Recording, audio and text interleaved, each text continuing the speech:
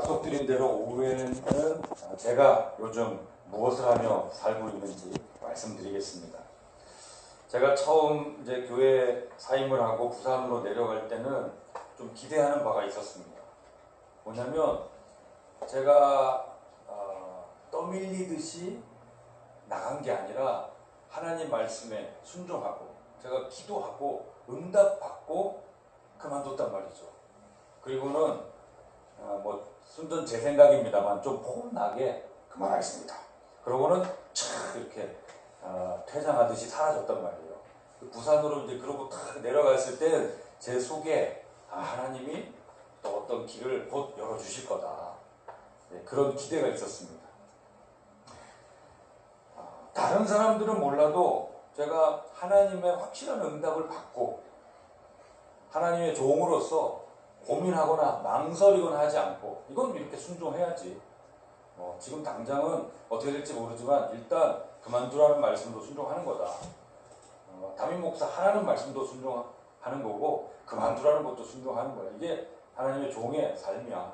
하나님의 백성의 삶이야. 그러고는 과감하게 그렇게 포기했습니다. 그래서 기대했어요. 야, 네가 욕심이 날 만한 그런 자리인데 내가 이렇게 하라고 하니까 금방 그렇게 욕심을 버리고 순종을 하는구나. 그러니 더 좋은 길로 열어주겠다. 우리가 이제 장기를 두거나 바둑을 둘 때 딱 하는 생각이죠. 내가 이렇게 했으니까 하나님이 이렇게 해주시겠지. 근데 그런 일이 일어나지 않는 거예요. 처음에는 그래 그동안 너무 바쁘게 지냈으니까 좀 쉬자 하는 생각도 있었습니다. 한 달 정도 좀 쉬자. 좋더라고요. 바다도 보고 책도 보고 늦잠도 자고 밤 늦게까지 있어보기도 하고 낮잠도 자고 해보니까 좋은 거예요. 그런데 한 달 넘어가니까 힘들어요. 늘 바쁘게 무슨 일을 하면서 살다가 아무것도 안 하게 되니까 뭘 어떻게 해야 될지 모르겠는 거예요.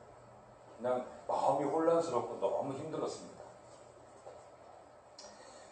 설교 준비도 하고 이렇게 설교도 하고 또 선교 사역도 하고 구제 사역도 하고 또 제가 있는 곳에서는 그 안양시청 시장님하고 시청의 그 국장님들하고 목사님들하고 만나서 시에서 어떤 일을 하려고 하는데 교회에서 이런 거 좀 도와주세요. 그래서 그런 거를 매년 초만 되면 함께 협의해서 시나 국가 예산이 없는 거를 교회에서 이제 헌금을 해가지고 성도들이 나와서 봉사도 하고 이런 행사들이 안양시에는 많았습니다.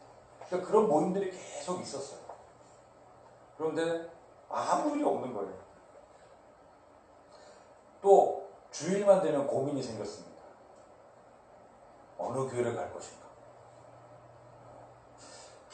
제가 이제 우리 김양원 목사님도 있지만 이제 우리 합신 동기 목사님들이 그 부산 경남 지방에 여러분들이 계세요. 그래서 그분들이 개척하고 섬기는 교회 이렇게 쭉 방문해 보면 되겠다. 또 선배님들도 있고 또 후배 목사님들도 있고 하니까 쭉 어떻게 목회하시는지 보면 되겠다. 그래서 저희 가족에게 그렇게 얘기했어요. 우리가 이런 기회에 그동안 남서울 평촌교회만 계속 저희 아이들은 태어나서 계속 그냥 거기만 있었으니까 다른 교회가 어떻게 예배하는지 한번 보기도 하자. 그랬더니 다들 좋대요. 그리고 또 몇 군데 가니까 아주 분위기도 다르고 또 반찬도 다르고 예배하고 밥 먹는데 반찬도 다르고 그러니까 주는 간식도 다르고 그러니까 애들은 이제 재밌어 했어요. 근데 문제는 이제 제가 아빠로서 오늘은 어느 교회를 가자. 아니면 내일은 어느 교회를 가겠다. 이걸 정해야 되는데 이게 어려운 겁니다. 어떤 교회를 갈까 어쨌든 마음을 정해야 되는데 이 정하는 것도 어려웠어요. 참 어떻게 하면 좋을까. 그래서 하나님께서 저를 인도해 주시기를 간절히 기도했습니다. 근데 답이 없어요. 혹시 성경 말씀을 읽을 때 감동을 주실래나 싶어가지고 성경을 열심히 읽었습니다. 하는 일도 없으니까 성경을 열심히 읽었습니다. 또 좀 섬겨야 되겠다. 그동안 목회 일 한다고, 교회 일 한다고 아이들 잘 못 돌보고 가정 일을 거의 하지 않았으니까 내가 이번에 우리 가족들을 좀 섬기는 일을 하자. 그래서 제 아내가 뭐 살 게 있다. 그러면은 그거 목록 잘 받아서 제가 마트에 가서 장도 보고, 음식은 잘 못하지만 설거지도 열심히 하고, 그래서 저희 집에 제 아내용 고무장갑하고 제용 고무장갑이 따로 있습니다. 이렇게 다 걸려 있어요. 그래서 제가 그 설거지도 하고 이렇게 혹시 제가 이렇게 착하게 살면 또 하나님이 응답을 주실까 싶어서 또 열심히 그렇게도 했습니다. 응답이 없어요.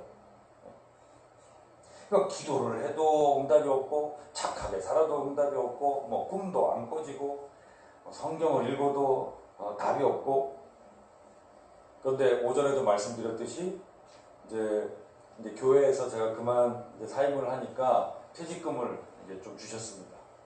근데 이게 저희 6식구가 막 이제 막 먹고 쓰니까, 생활을 하니까 없어지는 거예요. 이제 불안해지는 거죠. 어떡할까. 그러던 어느 날 어떤 개척교회에 가서 예배를 드리고 있었어요. 예배를 드리는데 뭐 늘 마음의 기도는 그렇죠. 예배하면서 이제 감격이 있어요. 교회를 사임하게 되니까 제가 소속한 교회가 없잖아요. 그러니까 교회에 대한 그리움이 있어요. 교회가 얼마나 좋은 곳인가. 그래서 이렇게 교회 안에 탁 들어와가지고 처음에 주일 아침에 찬송을 부르며 예배할 때 눈물이 나와요. 왜냐하면 그렇게 같이 예배하면서 찬송을 크게 부르면서 그렇게 할 믿음의 식구들이 없잖아요. 우리 가족밖에 없습니다. 교회 공동체가 얼마나 소중한 것인가 하면서 이제 눈물을 흘리지만 곧 하나님 응답을 좀 주십시오. 제가 어떻게 살아야 될지 응답을 좀 주십시오. 저는 하나님 합니다. 순종합니다.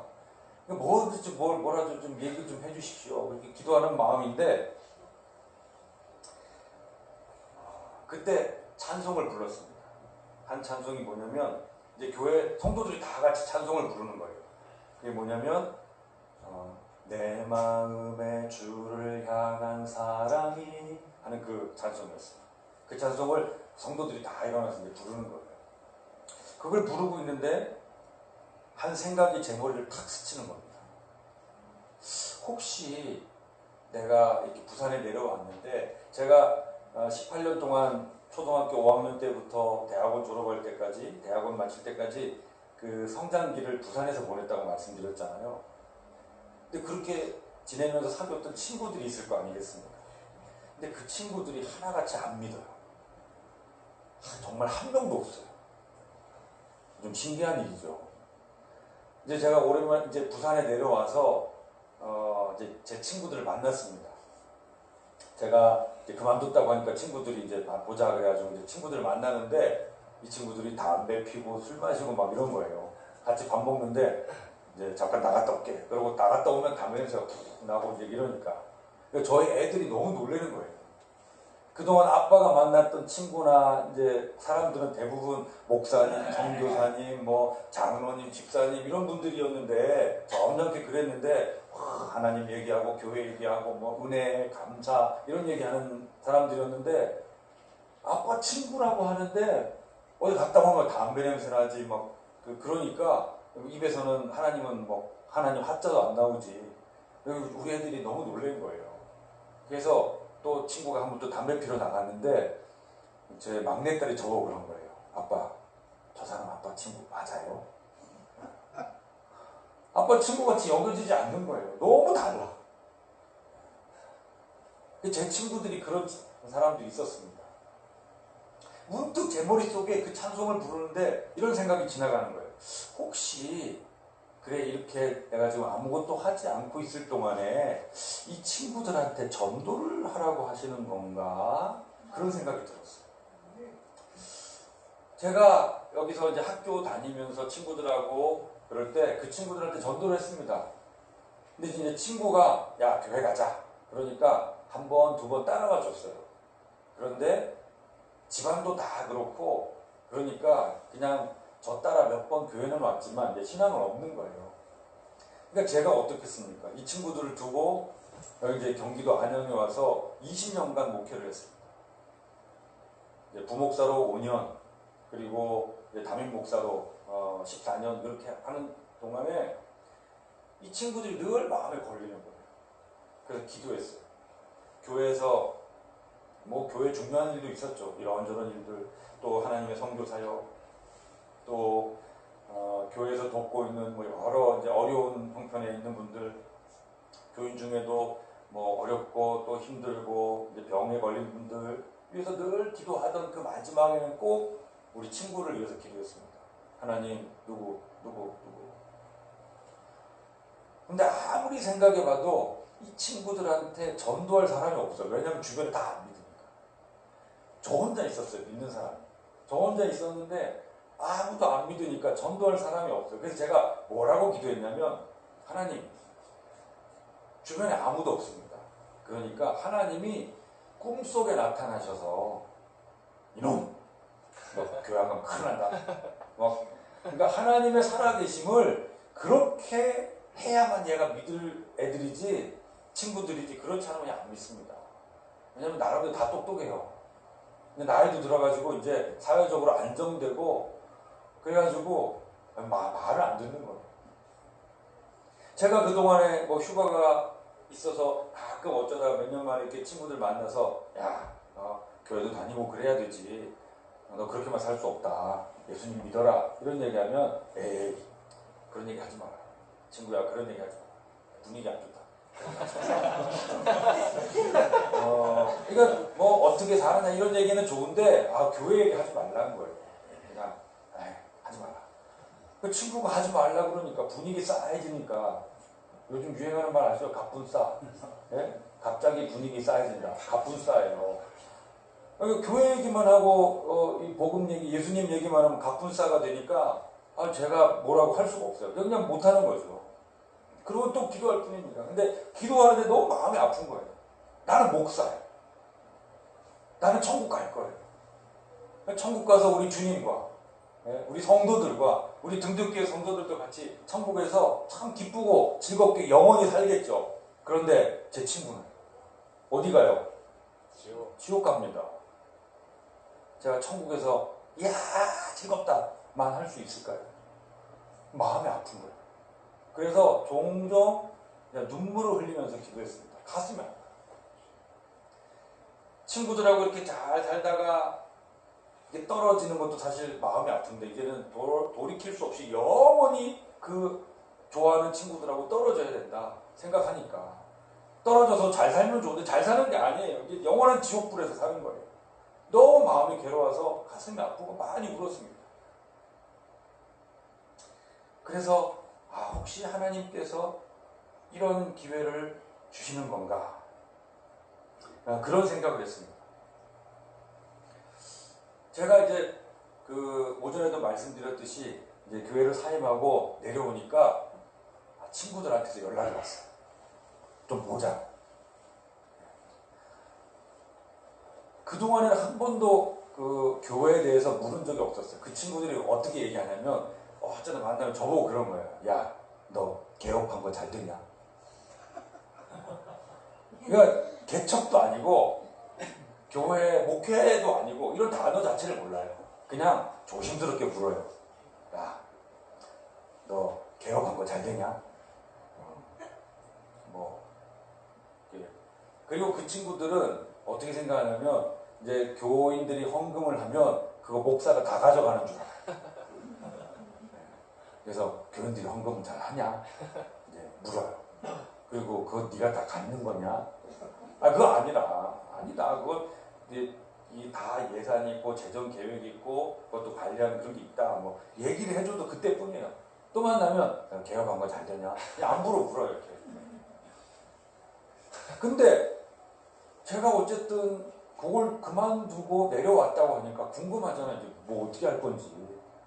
한참 젊은 나이에 자기들은 다 이제 안정되게 직장 생활하고 있는데. 그래서 이제 이 친구들을 만나는데 옛날하고 달라진 게 있어요. 이 친구들이 한 이제 50 정도 되다 보니까 인생에 대해서 좀 생각하게 된 것 같아요. 이제 좀 공허한 마음도 있고, 이제 좋아가지고 연애해서 결혼했는데 뭐 예전같이 그런 사랑도 없고 근데 부부관계도 뭐 거의 의리로 사는 것처럼 뭐 알콩달콩이 없어요. 그냥 뭐 이제 그렇죠. 이제 자식들도 이제 커가지고 뭐 고등학생, 대학생 뭐 이렇게 되니까 뭐 아빠하고 무슨 얘기를 하겠어요. 뭐 별로 대화도 없고 그러니까 열심히 살긴 살았는데 안정적으로 자리는 잡았는데 이제 뭔가 허전하고 이게 다가 아니다 이런 생각을 하는가 봐요. 그런데 수도권에서 안정적으로 잘 살던 목사를 하는 이 친구가 그걸 그만두고 내려왔다고 하니까 제 이야기를 묻더라고요. 너는 왜 그랬냐? 왜 그랬냐? 그래서 나는 하나님의 종이라서 하나님이 그만두라고 하셔서 그냥 그만뒀지. 하라고 해서 한 거고 나도 여기 부산에서 살고 싶었는데 거기 가서 하라고 해서 한 거고 그리고 그만두라고 해서 그만두고 그래서 갈 데가 없으니까 그냥 부산 내려온 거다. 내가 자랐던 거 부산에 온 거다. 그러냐? 그러면서 듣기 시작하는 거예요. 제 이야기를 듣는 거예요. 하나님 얘기. 성경의 가치죠. 전에는 이야기하면 에이 그런 얘기 하지 마라 분위기 안 좋다. 그런 얘기 하더니 그걸 가만히 들어요. 그리고 그 중간중간에 자기 얘기도 하는 거예요. 전에는 그런 얘기 안 했어요.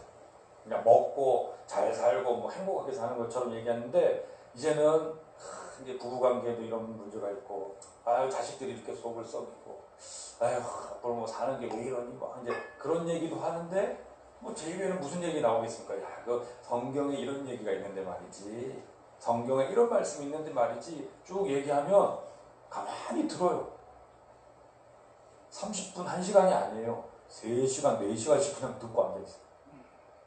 너무 신기한 거예요. 그러니까 이 친구들이 그러니까 목사다 그러면 목사가 일방적으로 막 얘기하고 얘네들이 듣는 게 있으니까 믿습니까? 그러면 이제 아멘 해야 돼. 아멘 안 하면 믿음이 없어서 아멘을 안 하네요. 아멘 하세요. 안 믿어주는데 아멘 해요. 아멘. 근데 여전히 안 믿어. 근데 목사는 계속 아멘 하세요. 아멘 하세요. 그러니까 아멘 해야 착한 성도, 좋은 성도. 근데 믿음이 없고. 근데 이런 걸 듣고 보아왔는데 이 친구 목사가 그만뒀다고 하는데 야 믿어야지. 안 믿으면 지옥 간다 너. 막 이렇게 하는 게 아니고 야 그래, 너는 어떻게 사니? 그렇게 이야기하고 자기 얘기 들어주고 성경 얘기 조금 하고 그래 그래서 이런 게 있는데 너는 어떠냐 또 물어봐주고 그리고 자기 얘기하고 그러니까 그냥 가만히 듣고 있는 거예요. 저 너무 신기했어요. 아니 얘가 늘 거부하던 아이인데 거부하던 친구인데 이렇게 들어주다니.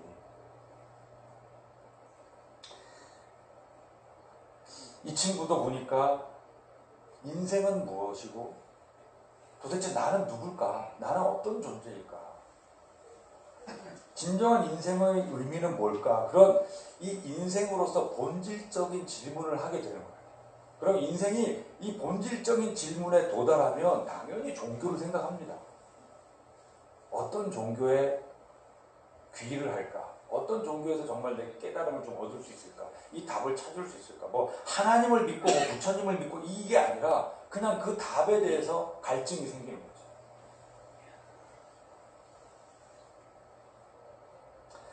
참 감사한 건 대화가 되기 시작하는 거예요. 저는 20년간 목사로 살고 그 친구는 완전히 하나님을 모르는 삶으로 살았는데 대화가 되기 시작해요. 그래서 이런 얘기 저런 얘기하고 또 그러고 나서는 또 만나자 연락이 와요. 또 만나서 또 얘기합니다. 야 기독교에 보니까 이런 게 있던데 야 보니까 교회에 요즘 이런 일이 있다던데 야 이게 말이 되냐? 슬쩍 저를 떠보듯이 비꼬듯이 그런 얘기도 해요. 근데 그거는 이런 부분이 있는 건데 실은 성경에는 이런 내용을 이야기한 건데 그건 사람들 중에 오해해서 잘못 전달한 거다. 그리고 그건 그 교회가 좀 잘못한 건 있다. 잘못한 건 솔직히 시인했어요. 그랬더니 그 친구가 잘 또 들어주는 거예요. 또 목사라고 기독교를 변호하는 게 아니라 잘못을 시인하기도 하는구나. 또 또 만나도 또 연락이 와요. 그래서 이 친구가 나를 찾는구나. 그래, 이 쉬는 동안 이 일을 좀 하자. 이 친구들 그동안 못 만났으니까 열심히 한번 만나보자. 이제 찬양하는데 그런 생각이 든 거예요. 내 마음의 주를 향한 사랑. 친구들을 전도할 기회를 주시는 건가. 그런 생각을 하고 있는데, 원래 생각은 빨리 지나가잖아요. 이제까지의 긴 내용이 찬양하는 동안 순식간에 막 지나가고 있었습니다. 근데 그때 이제 찬양의 이 복음성가 가사가 어떻게 가고 있었냐면, 찬양의 가사가 하나님의 사랑이 영원히 함께하리. 여기까지는 좋은데, 십자가의 길을 걷는 자에게, 순교자의 삶을 사는 이에게, 가사가 이제 1위로 막 넘어가는 거예요. 갑자기 부담되죠?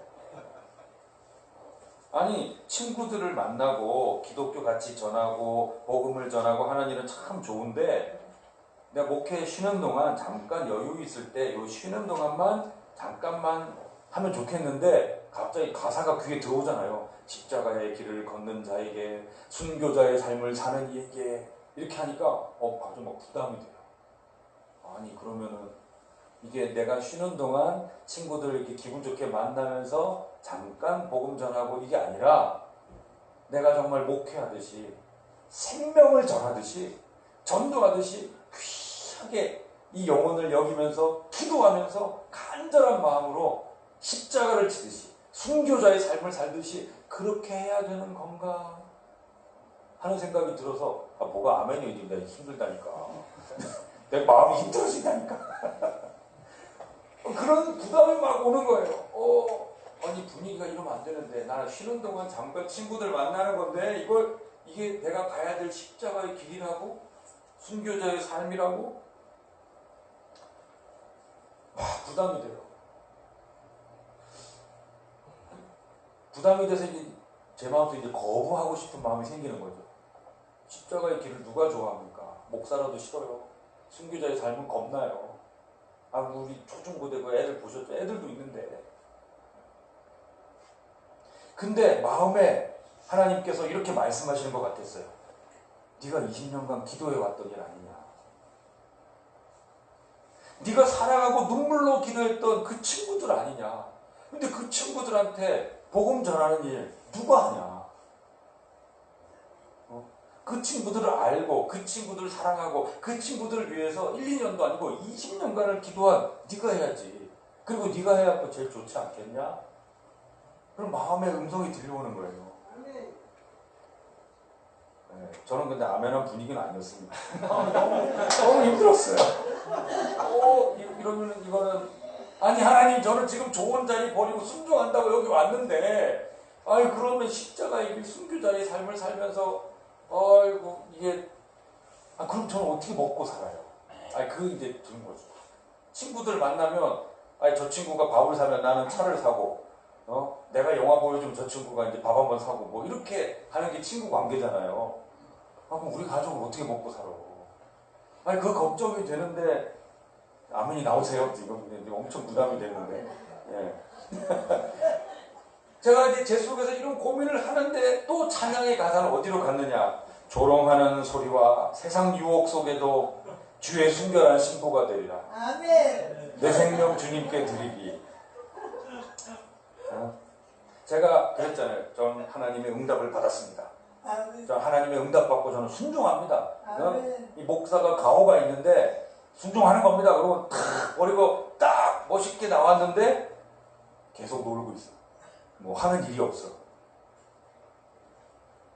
그러면 조롱하는 사람이 생깁니다. 저거 뭐 큰 소리 치고 나가더니 계속 저렇게 놀고 있다. 그런 조롱하는 소리가 나와요. 저 되게 자존심 센 사람인데, 이게 딱 모습이 그려지니까 속이 막 상하는 거죠. 세상 유혹 속에도 어떤 자리, 어떤 일, 소개해준다는 그런 얘기가 들릴 때, 내 마음이 많이 흔들릴 것 같아요.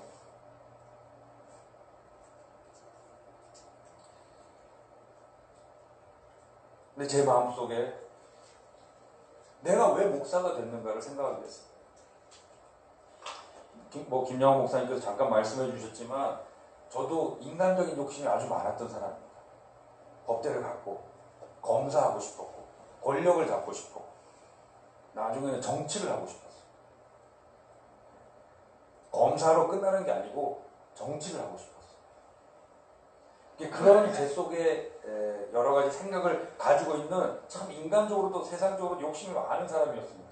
그런데 하나님께서 부르셔서 순종하는 마음으로 이 목회의 길을 가는 이유는 영혼 때문에, 복음 전하는 일 때문이에요.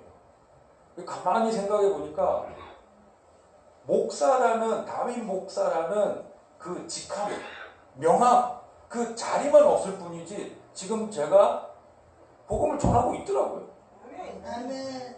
아니, 친구들을 만나서 그동안 내가 간절히 20년간 기도했던 그 친구들을 한 사람 한 사람 만나서 막 5시간씩 6시간씩 만나가지고 그 친구들하고 인생 이야기하면서 복음을 전하고 있는, 성경책을 피진 않아요.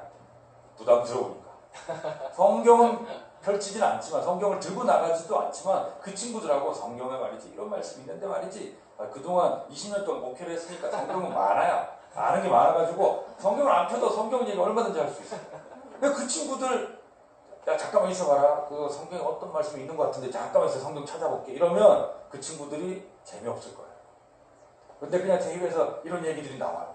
하나님 말씀을 전하고 있었어요. 복음 전하고 있었어요. 가만히 생각해보니까 내가 그 일 순종하기 위해서 이 길로 왔는데 다윗 목사라는 그 자리만 없을 뿐이지 저는 지금 계속 복음을 전하고 있더라고요. 아, 그렇구나. 순결한 신부가 되리라. 순결한 신부는요, 남편 하나만 좋아하는 거예요. 그 앞에 아무리 멋진 남자가 만나고 돈 많은 남자가 나타나고 아무리 그 지위 있고 권력 많은 남자가 나타나서 야 이제 내 여자가 되라, 아니면 야 그 남편 뭐 한 2시간 만나고 12시간 만나고 나머지 12시간은 나하고 살자, 이렇게 해도 흔들리지 않는, 지금 내 남편, 지금 내 신랑만 바라보고 견눈 주지 않는 게 순결한 신부죠. 아멘. 신부라는 이름만 있고 이 남자도 만나고 저 남자도 만나고, 순결한 신부 아닙니다. 신부는 신부인데 순결한 신부 아니에요. 우리 주님께서 원하시는 성도의 모습은 그냥 신부가 아니에요. 순결한 신부. 순결한 신부. 100% 주님만 바라보는 신부. 제 마음속에 그 마음이 생긴 거예요. 주님, 순결한 신부 되어야 되겠습니다. 저도 목사이기 이전에 한 명의 성도거든요. 순결한 신부가 되고 싶습니다. 우리 주님 곧 오실 텐데 제가 순결한 신부로, 그래 강신우, 그때는 뭐 강신우 목사님, 목사야 안 부릅니다. 직함 없어요. 그때는 성도예요. 성도 강신우, 그래 강신욱 성도 너 수고했다, 너 정말 순결한 신부로 잘 살았다, 그 칭찬이 듣고 싶은 거예요. 아멘. 뭐 버리고 가더니 계속 놀았대, 그런 소리 상관없어요. 뭐 조롱해도 상관없고, 나처럼 나 자체로 그냥 받아주시고 그냥 알아주시는 유일한 분이 우리 하나님이시잖아요. 아멘. 우리 예수님이잖아요. 난 그분의 칭찬 듣고 싶다, 그분의 인정을 받고 싶다, 그 한 마음이 됐습니다. 내 생명 주님께 드리리, 그런 마음을 갖게 됐어요. 그래, 조롱하는 일도 있고 하지만 내가 목사가 된 이유는 한 영혼에 대한, 한 영혼의 복음 제대로, 한 영혼이 온천하보다도 귀하다고 하셨는데, 그래 난 지금 이 일 새롭게 주님께서 이 길을 열어주셨고 지금 사람들을 만나서 복음을 얘기하고 있지 않는가, 감사하다.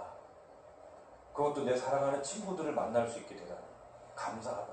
내 기도 제목을 내가 이렇게 도구로서, 복음의 도구로서 복음을 전할 수 있게 되다니 감사하다, 그런 마음이 되었습니다. 이런 마음을 먹었더니 또 의외의 사람이 또 연결이 됐어요. 인터넷에서 이제 SNS에서 저를 알고 지내던 어떤 여자분이 개인적으로 연락을 주셨어요. 그래서 만나서 이야기를 하는데 자기 남편이 자기를 따라서 5년 동안 교회를 나오긴 하지만 무신론자예요. 최고 학부 나왔어요. 우리나라에서. 엄청 똑똑해요. 책도 많이 읽고, 그리고 개인 사업을 하면서 그냥 잘 먹고 잘 살아요. 똑똑하고 잘 먹고 잘 살고 조금 재수가 없어요. 그 교회를 따라 나오는데 그냥 그 기독교를 비판하는 그런 책들을 많이 읽고 있었기 때문에 조목조목 다 따지는 거예요. 이 부인한테 교회만 갔다 오면 오늘 이거 잘못했고 이게 안 좋고 막 교회를 이제 막 비난하는 거예요. 그러니까 이 와이프가 아내가 너무 힘든 거예요. 그래서 이분이 우리 남편 좀 만나주세요 그러더라고요. 근데 이야기를 꺼내놓고 너무 미안하잖아요. 난 처음 봤는데. 그러면서 너무 부담스러운 내용인 줄 아는데 부담되시면 안 만나셔도 돼요. 제가 그랬어요. 실은 어제 주일날 제가 이런 찬양을 하면서 사실 이런 기도를 하게 됐다. 난 지금 담임 목사라는 이 직함은 없지만, 그래서 그냥 세상 말로 실업자지만 하나님께서 이런 일을 하게 하시는구나 하는 감사와 그런 기도가 있는데 오늘 당신을 만나니까 또 이런 얘기를 듣네요. 제가 그렇게 하겠습니다. 그렇게 했어요. 그랬더니 이분이 막 우는 거예요. 카페에서 만나서 이야기하는 거예요. 자기는 이 만남이 성사되기 위해서 얼마나 기도했는지 모르는데 자기는 기도 응답 받아서 너무 감사하대요. 그래서 그 남편을 만났어요. 이야, 만났더니 보통 고수가 아니에요.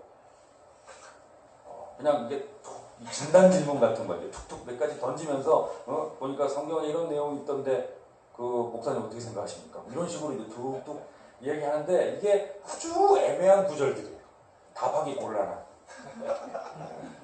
근데 감사하게도 그 사람이 꼭 내가 아는 것만 물어보더라고요. 그래서 그 사람이 전에 들어보지 못한 식으로 설명을 했어요. 막 신약 구약 막 이 사람도 안 믿는데도 신구약을 막 읽었어요. 성경을 비판하기 위해서 사람들이 성경 많이 읽습니다. 그러니까 여러분도 성경 좀 많이 읽으셔야 돼요. 성경을 안 믿는 사람이 안 믿는 그 마음으로 성경을 비판하기 위해서 성경을 막 열심히 읽고 이 꼬투리 잡으려고 읽으니까 우리는 믿으려고 하는데 성경 더 읽어야죠. 답을 할 수 있어야 돼요. 그래서 제가 창세기부터 해가지고 막 왔다 갔다 하면서 성경을 찾진 않았어요. 찾진 않고 그 자리에서 쭉 문을 보면서 설명을 했어요. 성경에 이런 말씀, 역사서에 이런 말씀, 예언서에 이런 말씀, 이거 신약에 이렇게 돼가지고 이렇게 된 겁니다. 이 사람이 성경을 많이 읽어가지고 다 알고 있어요. 그런데 그걸 쭉 이렇게 해주니까 끄떡끄떡 하면서 받아들이는 거예요. 감사했어요. 알고 보니까 이 사람이 성경을 이렇게 막 질문하고 싶고 알고 싶고 안 믿지만 그래서 심지어 이단도 찾아갔더라고요. 신천지 이단도 찾아갔어요. 거기는 성경 공부 가르쳐 줍니다. 그러면서 교인들을 현혹하잖아요. 거기도 간 거예요. 근데 거기도 답을 못 얻었어요. 다시 왔어요. 부인이 그 사실 알고 깜짝 놀라더라고요. 부인도 모르게 그렇게 간 거예요. 감사하게도 이분이 마음을 열었어요. 그리고 부인한테 그러면 한 1시간 반, 2시간 만날 거 생각했는데 3시간을 만났어요. 그리고 만나고 나서 자기 부인한테 그러게요. 너무 고맙다고. 이런 목사님 만나게 해줘서 너무 고맙다고. 또 만나고 싶다고. 그래서 날짜 잡고 왔어요. 이제 다음 주 일주일 뒤 토요일에 그분 다시 만나기로 약속을 하고 왔어요. 가만히 보니까 제가 담임하고 있을 때는 교인들 만나기 바쁜 거예요. 목사님들 만나기 바쁘고 성도들 만나기 바쁘고 선교사님들 만나기 바쁘고 그래서 안 믿는 사람을 만나서 전도할 시간이 별로 없었어요. 근데 지금 안 믿는 사람을 만나서 제가 직접 그분들 한 사람 한 사람 붙잡고 1시간씩, 2시간, 3시간, 4시간 어떤 때는 5시간씩 붙잡고 이야기를 하고 있는 거예요. 예수님이 그러셨잖아요. 이 땅에 오셔서 그 안 믿는 사람들, 어리석은 사람들, 제자들 만나주시고 찾아가 주시고 몇 시간씩 붙잡고 같이 밥 먹어주시고 근데 욕도 들었잖아요. 왜 예수님은 왜 당신 선생은 세리들, 창녀들, 그 못난 사람들하고 그렇게 이야기합니까? 어울립니까? 그들하고 밥을 먹습니까? 근데 예수님은 그런 비난, 조롱, 오해 있는데도 계속 그들을 만나서 설명하고 만나고 이야기하고 그렇게 해주셨어요. 그래서 한 사람 한 사람 그들을 전도하셨어요. 예수님은 그런 전도하셨어요. 그렇게 말씀을 들은 사람들이 모였을 때 모든 사람 모아놓고 산상수훈도 하시고 그랬어요. 하지만 전도하실 때는 한 사람 한 사람 만나셨어요.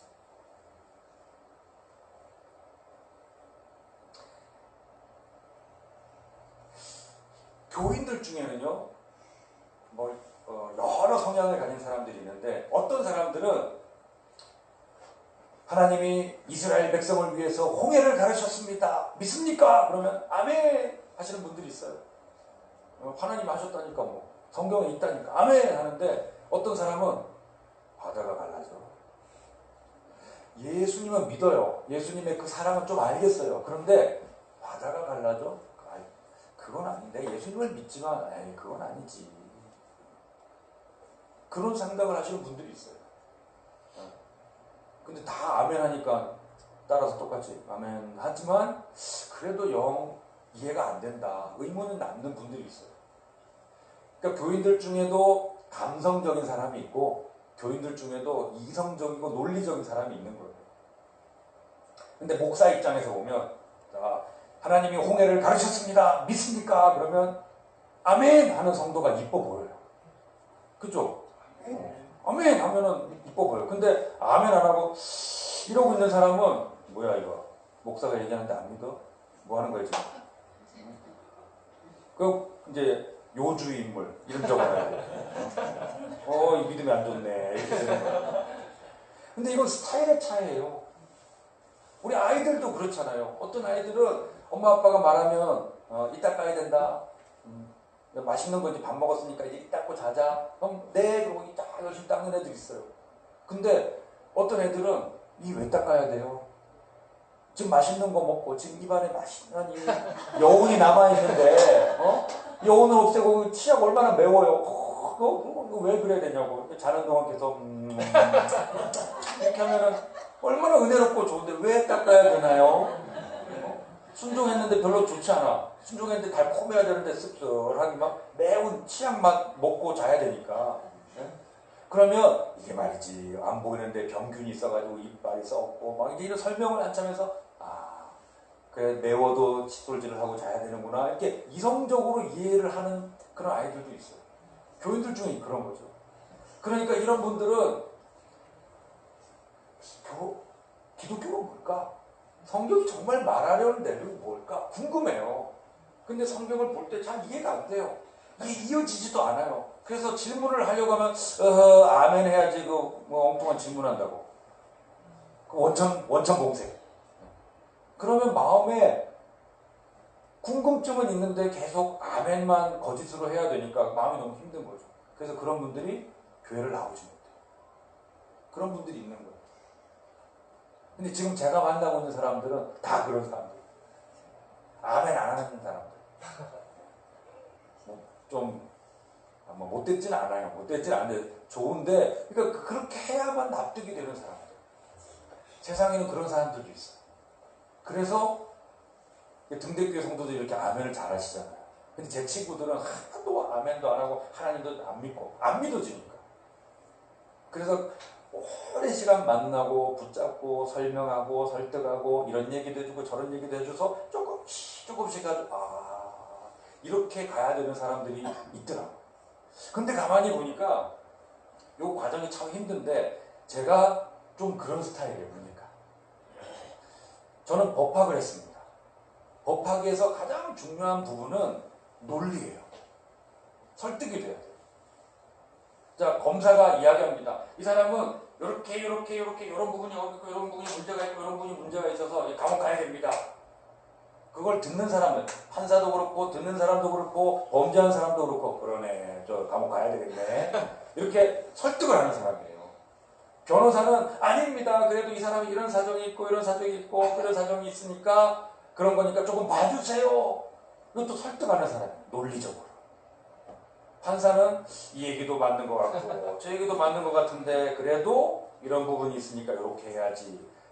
그래서 딱 판사가 판결을 내렸을 때 사람들이 아이고 지혜로운 판단이네 하게끔 설득하는 사람인 거예요. 저는 전공을 그렇게 했습니다. 꾸준히 그렇게 공부하고 그렇게 했더니 제 속에 그런 게 좀 생겼어요. 성경을 보면서 저도 요거는 조금 이해가 안 된다. 내가 배운 과학하고 좀 다르다. 왜 그럴까? 저는 찾아야 돼요. 답이 올 때까지 찾아요. 찾지 못하면 설교를 안 해요. 잘 모르는 말씀 설교 안 해요. 아, 대충 이런 말씀입니다. 저는 이렇게 설교 못 해요. 양심적으로. 내가 잘 모르니까. 제가 담임 목사가 되어서, 담임 목사가 되어도, 그러니까 목회를 하면서 한 10년 넘게 로마서 설교 안 했어요. 로마서 너무 어렵더라고. 로마서가 너무 어려워서 보통 이 목사들이 정말 한번 열심히 설교하고 싶은 게 로마서예요. 나 로마서를 파겠어 막 그렇게 하는데 저는 자신이 없어서 못하겠더라고요. 저는 솔직한 사람이에요. 잘 모르면 안 해요. 모르니까. 제가 설득이 안 되니까 다른 사람을 설득할 자신이 없었어요. 그런 식으로 성경을 보다 보니까 다른 사람이 의문을 가지고 나오는 대부분이 제가 의문을 가졌던 바로 그 내용이에요. 그럴 수가 있었죠. 그래서 그런 사람들이 거북하거나 부담스럽거나 믿음 없는 인간아 하는 게 아니라 그런 질문을 해오는 게 너무 반가운 거예요. 요거 내가 연구했던 건데. 그래가지고 다른 사람이 대답 못했다는 거예요. 그래서 제가 쭉 얘기를 해주니까 옆에 와이프가, 그 아내가 이런 얘기 저도 교회 태어날 때부터 모태신앙으로서 이렇게 다녀오는데 처음 들어보는 얘기입니다 그래요. 그래서 이상한 얘기 한 거 아니거든요. 성경에 나오는 이야기 이게 이렇지 않습니까? 맞네요. 하나님께서 이런 사람을 만나게 하시는구나. 어떤 사람은요 노방전도 하잖아요. 길거리에서 예수님 믿으십시오. 예수님 믿고 천국 가십시오. 저도 대학 갈 때 노방전도 많이 했습니다. 길거리에서 노방전도 많이 했어요. 부산에서 여기 명동 같은 그런 데 가가지고 기타도 치고 찬양 가고 노방전도 하고 막 소리 지르면서 여러분 막 사람들 모이잖아요. 그러면 막 근데 하나님이 이렇게 하셨고 예수님이 이렇고 막 십자가 은혜가 이렇고 막 하면은 애들이 모여 이렇게 애들이 앞에서 오락하게 모여 와 애들이 그래 희한한 사람이 와가지고 소리 지르고 막 얘기해 목이 야 마이크도 없어가지고 그냥 소리를 질렀어요. 서서 야 여러분 이렇습니다. 예수님 사랑하고 그럼 애들이 진짜 소박하게 수십 명 모여가지고 이렇게 듣고 있거든요. 네. 신기하잖아요. 뭐 구경거리도 없는데 그러면 그 애들 데리고 온 엄마들 조금 조금 멀리 떨어져가지고 제가 보는데 그러고 있어요. 다 손가락질하고 막 아줌마들. 그렇게 노방전도도 했어요. 근데 그렇게 노방전도를 하면요 믿는 애들이 있어요. 아멘. 믿는 사람들이 있어요. 아멘. 참 희한하죠? 믿는 사람들이 있어요. 그래서 노방전도 하는 거예요. 100명 중에 1명? 100명 중에 1명? 그렇게 그 사람을 위해서 노방전도 하는 거예요. 그런데 노방전도로는 죽어도 안 믿는 인간들이 있어요. 그럼 그 사람들은 한 번 만나고 두 번 만나고 세 번 만나고 한 번 만날 때 2시간씩 3시간씩 만나서 얘기해줘야 조금씩 마음 여는 사람이 있어요. 하나님이 그런 사람들을 만나게 하시려고 저를 그만두게 하신 것 같아요. 아멘. 저는 그런 성향이 있는데 그런 사람을 만나려면 제가 담임 목사를 하면서는 만날 수가 없어요. 시간이 없어요. 워낙 바쁘게 여러 가지 일을 해야 되니까. 가족들을 잘 못 챙길 정도로 일이 많았습니다. 그러니 불신자를 만나서 주기적으로 꾸준히 만나서 3시간, 4시간을 낼 수가 없어요.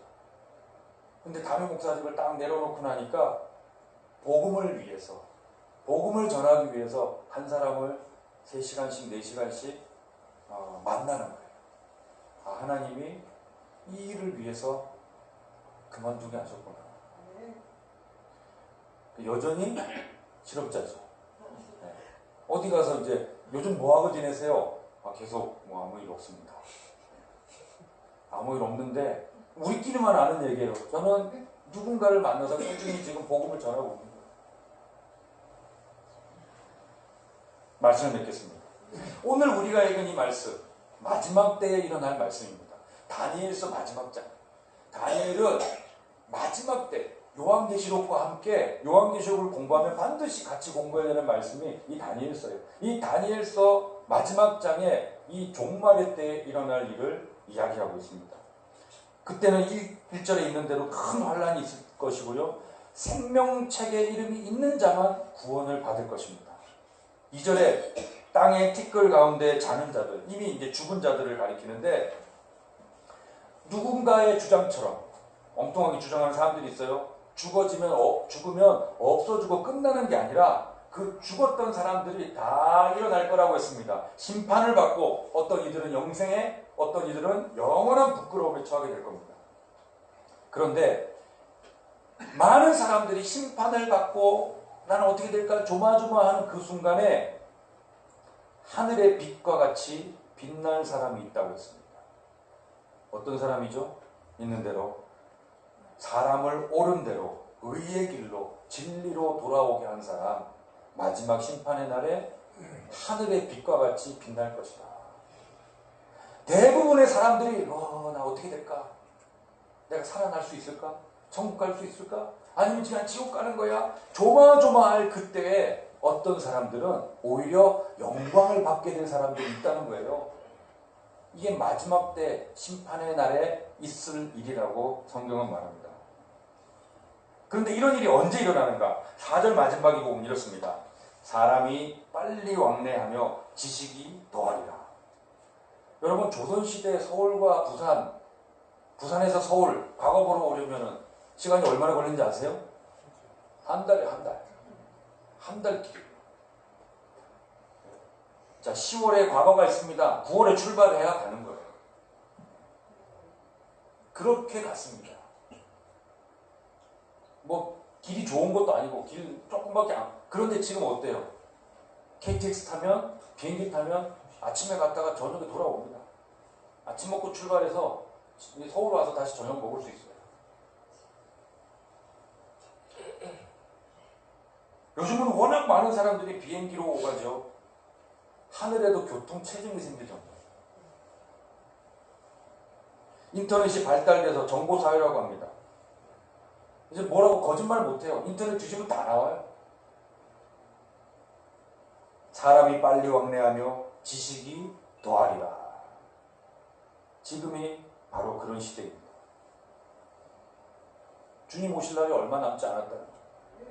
그러면 주님 오실 그날 심판의 날에 어떻게 내가 그 앞에 설 것인가 고민해야 돼요. 미래를 준비해야 합니다. 참 성도는 3절에 있는 대로 지혜로운 사람이 되어야 합니다.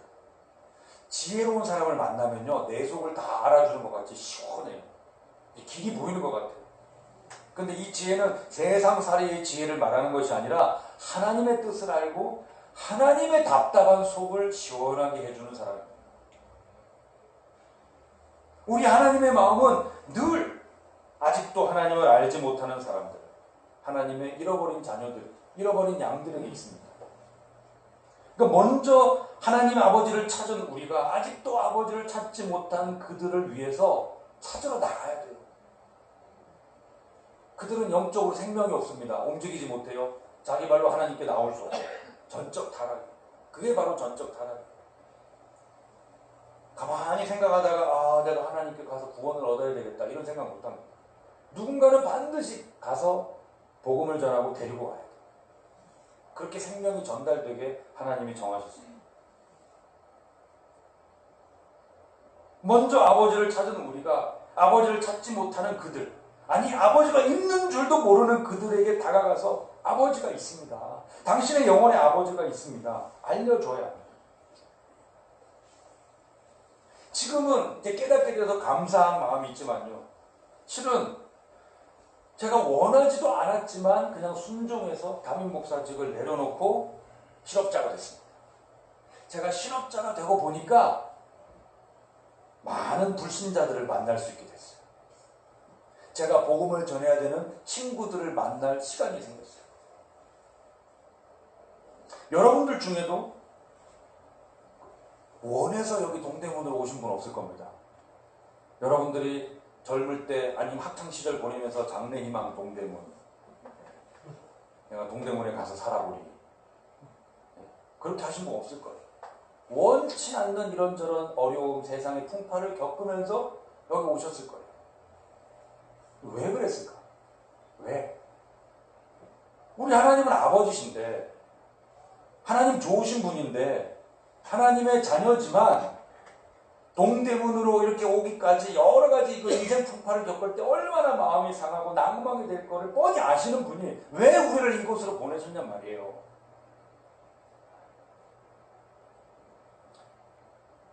이리로 보내신 것은 여러분들이 하나님을 제대로 알기 위해서, 여러분들이 하나님을 제대로 의지하게 하기 위해서, 세상의 것 다 의지하지 않고 하나님만을 의지하게 하기 위해서, 그리고 이제 무엇을 위해 살 것인가? 여러분들이 여기 오셨을 때만 만날 수 있는 사람들이 있습니다. 여러분 이웃들,